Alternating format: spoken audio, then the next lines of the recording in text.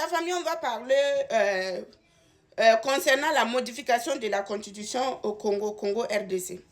Présentement, c'est deux parties, d'autres disent oui, d'autres disent non.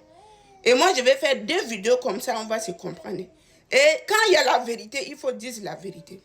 Vous savez, la plupart en Afrique, tout ce que l'Occident nous a amené, les impérialistes nous ont amené, soit on fait beaucoup, soit on fait le contraire.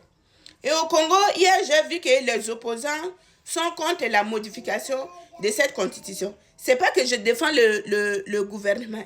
Ma question que je voulais demander là, est-ce que si on modifie la constitution congolaise aujourd'hui, ça serait bénéfique pour le peuple congolais? C'est la première question. Et au niveau des opposants, vous voyez en Afrique, les opposants en Afrique, là, la plupart des opposants en Afrique là, ne connaissent même pas leur rôle. Je vous assure, ils ne connaissent pas leur rôle. Ils mélangent tout. Ils ne connaissent pas ce qu'il dit que opposant. Même définition de opposant, ils ne connaissent pas. Parce qu'en réalité, un opposant, c'est quelqu'un qui est là pour le bien du peuple aussi. Mais lorsque le pouvoir veut prendre une mesure qu'il voit que ce n'est pas dans l'intérêt du peuple, il peut défendre. Mais si vous vous rendez compte, en Afrique, là, le rôle des opposants, c'est d'aller s'associer avec les groupes rebelles. Je vous assure, ça là, ça passe dans plusieurs pays africains. Prenez chaque pays africain et faites des analyses, quoi. Vous allez voir les opposants qui sont censés défendre le peuple, c'est eux maintenant qui s'associent avec les groupes rebelles, avec les criminels, contre le peuple.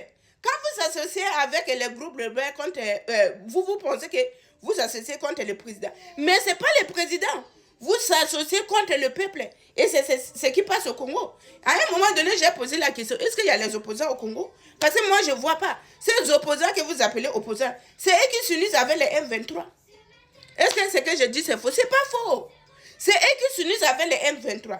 C'est lorsqu'on va parler de modification de constitution que vous allez sortir pour dire que vous dites que non. Non. Si vous voulez défendre le peuple congolais, défendez dans toute intégralité. C'est comme ça qu'on dit un opposant. Un opposant n'attend pas seulement de s'associer avec les criminels pour dire que je suis opposant. Non. Un opposant, c'est celui qui défend bec et ongle l'intérêt du peuple. Lorsque le pouvoir veut aller à gauche, l'opposant dit non, retourne ici à droite. C'est comme ça. Mais en Afrique, les opposants, leur utilité, c'est dans les mauvaises choses.